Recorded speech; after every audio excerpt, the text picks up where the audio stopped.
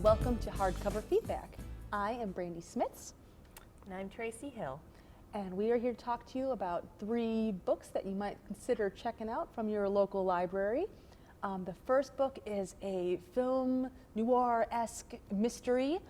The second book is a romance kind of borderline fantasy, and the third is a dystopian thriller. So let's start with the first one. Our first book today is Death Was the Other Woman by Linda L. Richards. As the lawlessness of prohibition pushes against the desperation of the Depression, there are 2 ways to make a living in LA: join the criminals or collar them. Kitty Pangborn has chosen the crime fighters, becoming secretary to Dexter J. Thoreau, one of the hard-drinking, tough-talking PIs who pepper the city. But after Dex takes an assignment from Rita Hepplewhite, the mistress of Harrison Dempsey, one of LA's shadiest and richest businessmen, Kitty isn't so sure what side of the law she's on anymore. Dex is tall and dreamy. Oh sure, he's a mook, but he's the kind of mook that can heat a girl's socks, if you follow my drift. The kind that can get your lipstick melting. It's never going to happen for me and Dex. Most days I don't really want it to anyway. Dex is my boss, first and foremost. The work is easy, and most weeks Dex remembers to cut me a check. That's important. A girl's gotta eat. And there are worse ways to make a living. A lot worse. Take Rita Hepplewhite, for instance. I had her figured before she even settled down in the chair across from my desk. It's just a little space, and when no one is listening, Dex and I call it our waiting room. It's a joke because Dex isn't the busiest PI in LA, and that's no understatement. And anyway, to be a waiting room, it would have to be a room, and that little space between my desk and the door to the office is more like a steamer trunk without all the leg room. So that is a good example of the kind of prose you're gonna find in this book. That's what I was just gonna say. She nailed it. Richards nailed it. I kind of wish that I did live during the noir time period, just so I could talk like that on a daily basis and not be looked at as stupid or as like, Wouldn't that be hilarious? I would love it. Yeah. And you learn some good phrases in this book too, you know. Keep a note, then you can use them in your everyday conversation. Sure, yes. Yeah, it rang true, the prose was genuine, and the author just completely got the genre.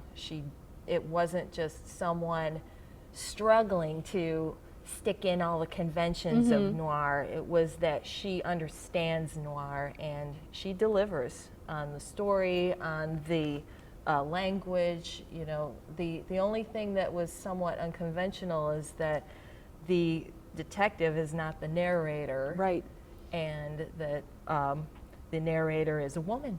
I think that part is so awesome for the time period that is all about the tough guys who are leading the way. Yeah. And it's very much, this is a woman, strong woman. And to be honest, I mean, she makes a lot of the discoveries towards the case while Dex is sitting there with his bottle just chilling. Yeah. She is the brains behind the operation. Yeah, and you can tell because she says in that passage that he wasn't the busiest PI in LA, and he's good, but he's not applying himself because he's kind of messed up.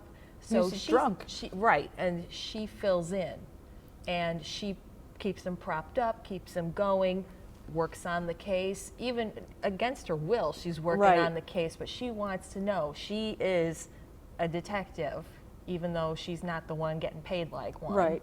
I think one of my favorite parts of this is whenever a client is showing up, Kitty has to pretend to be typing something. Like we're so busy. You have all this stuff to do. Here, type something. Just make it seem like you're doing something. And that's kind of like, that's Dex, and that's his character. And the characters, speaking of those, are awesome throughout the entire book. They are, everybody. It's consistent, good development all the way through, from the main people right down to the ones that you don't see very much of. Everybody's thoroughly realized. They feel real.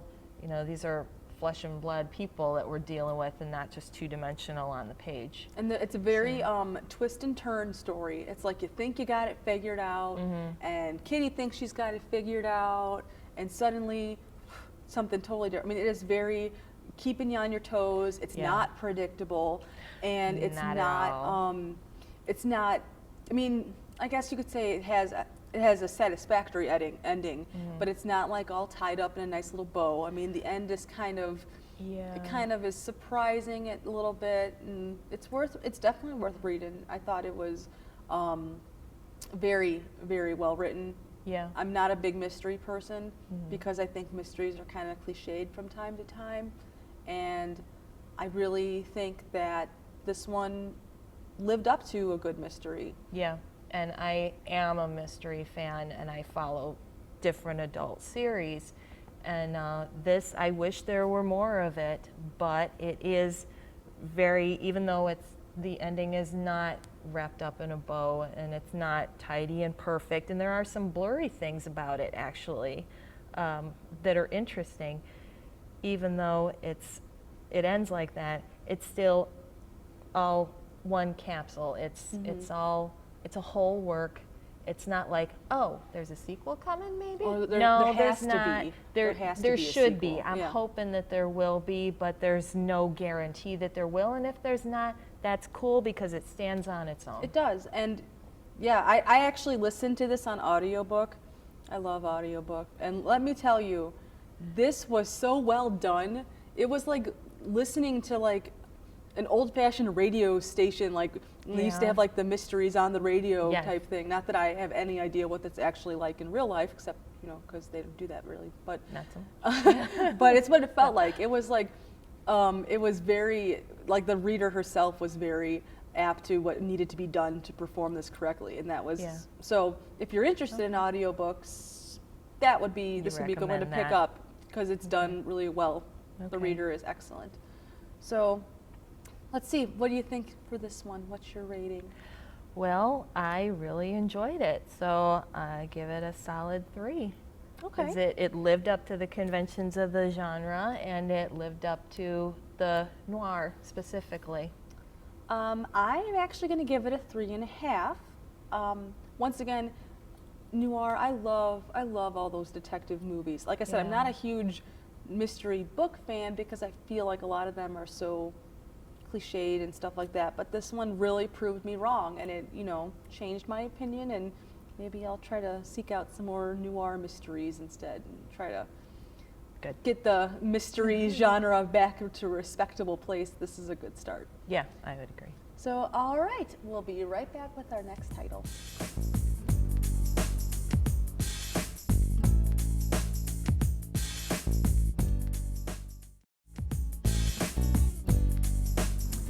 Welcome back to Hardcover Feedback.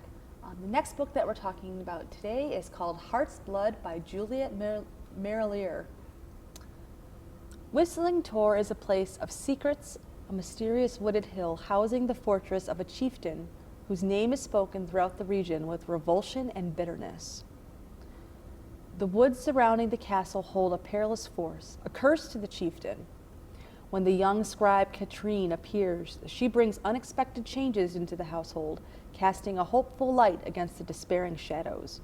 Katrine runs from her own problems straight into a world of ghosts and magic. Can Katrine's investigation of the magic of the Tor lead to salvation or to death? Another silence, this time of a different quality. Magnus cleared his throat. I stood where I was, ready for another blast of angry words. If you require me to wager, my stake is Heart's Blood, Anluan said, his voice quieter. Last out the summer and you'll be here to see it bloom. You'll be here to pluck the flowers and make ink.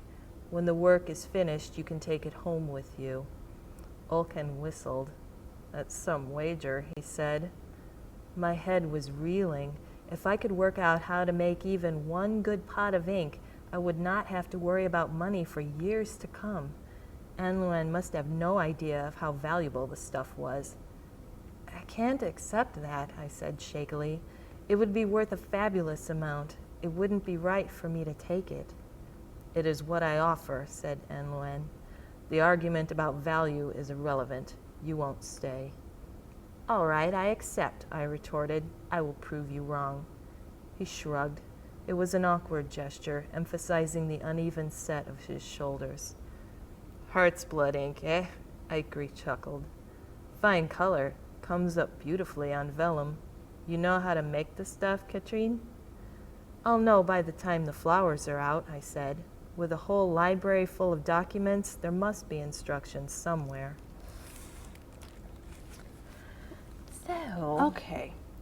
Heart's Blood is marketed as a fantasy, but I guess I would kind of look to it more as a very soft horror novel. It's paranormal and supernatural, ghosts, Yeah. not so much magic and stuff like that. That's my opinion, though. So Yeah, it looks at a glance like fantasy because of the setting, because it's a ruined noble and kind of fairy tale setting, an old garden, and this shambles of what was a castle. And so yeah, it sounds like fantasy at first, but it really it's not. more It's supernatural than anything else because there's no magic going on. Alchemy, and well, alchemy really is about as far as the author got with it.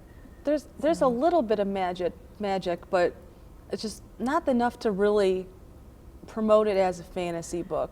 Yeah. I mean, the curse, which is the center point behind everything going on in the story, is Annulin's family is cursed with this, I guess, just huge army of undead, or I guess, I don't know even what they are. They're just dead ghosts that like circle the entire castle, and some are good and some are bad. And if he doesn't consciously control all of them, they will run amok and kill everybody. And so it's like, I don't see fantasy in that, but it's a good, it's a good storyline and a good use of the supernatural. Yeah, but it's kind of like, well, sort of like having a big pack of dogs that only will listen to one person. And then, of course, he's trapped there too, and it takes so much energy from him, and there's this whole deep family history that's really quite tragic. So it's interesting.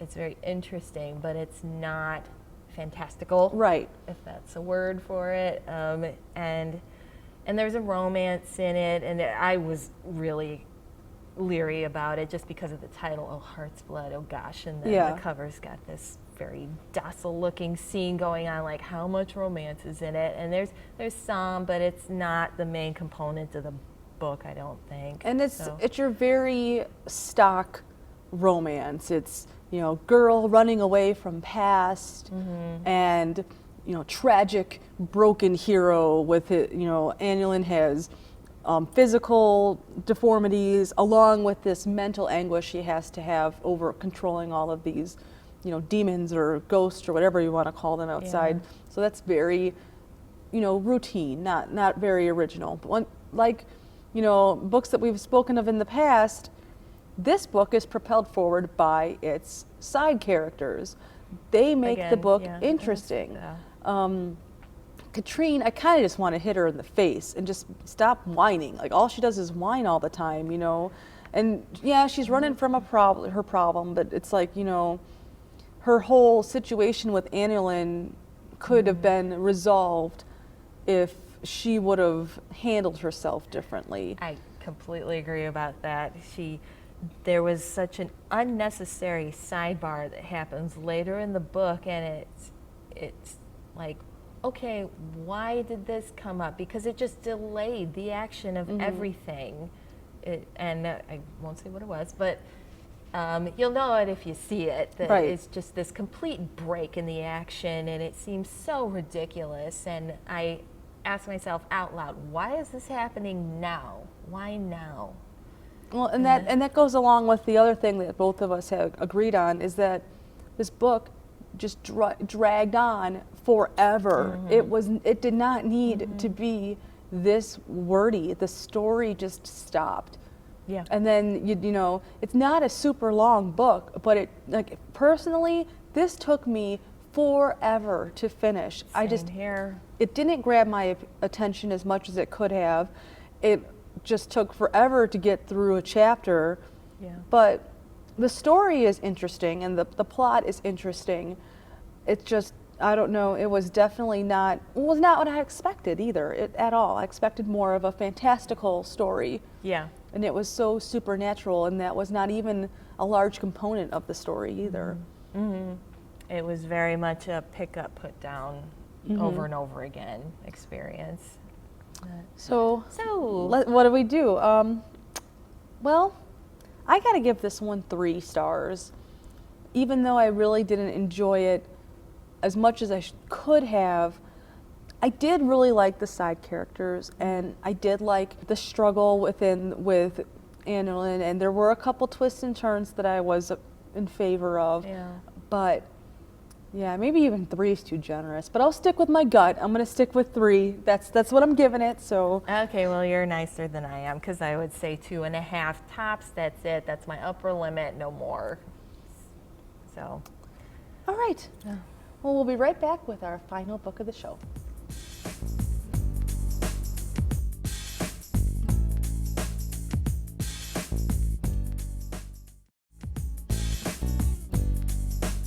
Welcome back, and now it's time for our last book of the show, The Hunger Games by Suzanne Collins. In the ruins of a place once known as North America lies the nation of Panem, a shining capital surrounded by 12 outlying districts. The capital is harsh and cruel and keeps the districts in line by forcing them all to send one boy and one girl between the ages of 12 and 18 to participate in the annual Hunger Games, a fight to the death on live TV. When 16-year-old Katniss finds herself inside the Hunger Games arena, she must decide how far she will go to survive. Hmm. 60 seconds. That's how long we're required to stand on our metal circles before the sound of a gong releases us. Step off before the minute is up, and landmines blow your legs off. 60 seconds to take in the ring of tributes, all equidistant from the cornucopia, a giant golden horn shaped like a cone with a curved tail, the mouth of which is at least 20 feet high, spilling over with the things that will give us life here in the arena. Food, containers of water, weapons, medicine, garments, fire starters. Strewn around the cornucopia are other supplies, their value decreasing the farther they are from the horn. For instance, only a few steps from my feet lies a 3-foot square of plastic. Certainly it could be of some use in a downpour, but there in the mouth I can see a tent pack that would protect from almost any sort of weather, if I had the guts to go in and fight for it against the other 23 tributes, which I have been instructed not to do. Okay. You go, baby. The Hunger Games is what can only be described as the newest, greatest adult crossover teen novel to come out since Harry Potter. I mean, it is just amazing. The story itself, the description, it sounds gruesome, it sounds intense, it sounds not child appropriate. However, this book is written specifically for teenagers. It is a young adult novel. And Collins, a little history on Collins, her dad was in the military, she's an Army brat, they traveled around. She has a very unique opinion on, or I should say not opinion, but just like viewpoint understanding of governments and stuff like that. And the Hunger Games is it's not political, but it is political. It's got a very underlying story to it that is not, I don't know, it's not hitch in the face. It's not really intense. It's just enough. It is very popular. We don't do a whole lot of popular stuff for these shows. We try to do more things that are less known, but I got to give Hunger Games its time. So Yeah, I don't know. What do you want to say? I can keep talking the whole time. I want to say that you told me to read this. You didn't just tell me to read this. You didn't just say, this is a good book, you should read it. You said, read this book. You have to read this book. Read it now. And I put it off because I'm usually skeptical of such recommendations, because if someone is so in love with something, I think it's got to be very particular to that person. Well, you were right. Okay, I'm sorry I waited so long to read the book. The only thing I am glad about waiting to read this book is that then I didn't have to wait so long for the last book in the trilogy to come out. That's the only advantage I had in waiting to read this book, but it was a revelation. It really was. After the last Harry Potter book, I was sitting around wondering, what else is going to come out? This came out. So glad. I think it's important to acknowledge that, yes, I mean, we have kind of commented on the political aspects, but this book is also very much about relationships and identity. And Katniss, the main character, is, really isn't giving away much, because it's actually, in a lot of reviews, this is given away. So I am willing to say this without thinking it's going to hurt the integrity of the story. Katniss is not chosen to go to the Hunger Games. Katniss volunteers because her 12-year-old sister was chosen. It's like a random drawing, kind of similar to Shirley Jackson's The Lottery. Yeah. Yes. That's a good counterpart of this. And Prim was chosen her first year eligible, so Katniss runs and volunteers to go in her place. Peeta is the boy who she must go with. And as the series goes on, there's Peeta, and then who she does the Hunger Games with, and then there's Gale, her hometown best friend. Katniss is from District 12, which is the poorest of all the districts. Other districts, they kind of outfit their kids to do this. Their kids are trained, they volunteer, so it's a very interesting take on that. I'm glad that the focus was on District 12, where the kids are hardened by the lives that they lead already and essentially raised to be candidates for the Hunger Games. That's not their livelihood, but the hardness of their life and the things they have to do anyway kind of prepares them to be good in that arena.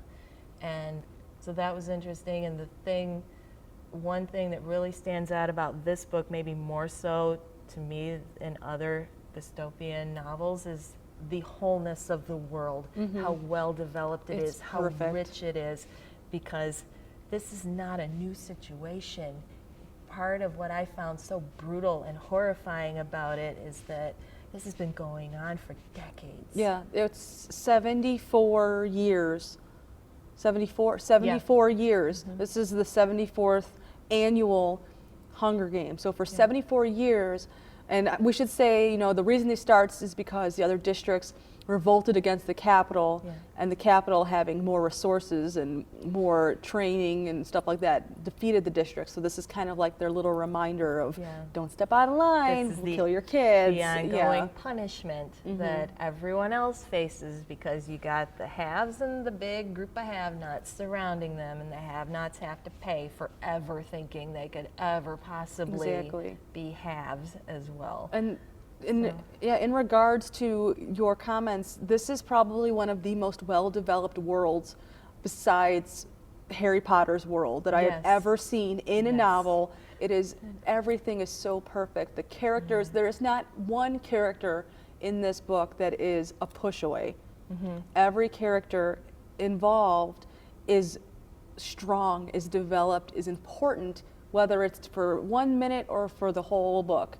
It's very developed, and I think that is an asset to this. And like I said, or you said, or whoever said it, is series. There's 3 books in it. These are owners. I'm telling you, go buy them. Don't go and check them out. You have to have them. But buy them too. Because they're so strong. Reread them. This is a reread. Absolutely. Definitely a reread. I think I've read it 3 times, maybe more. I don't remember.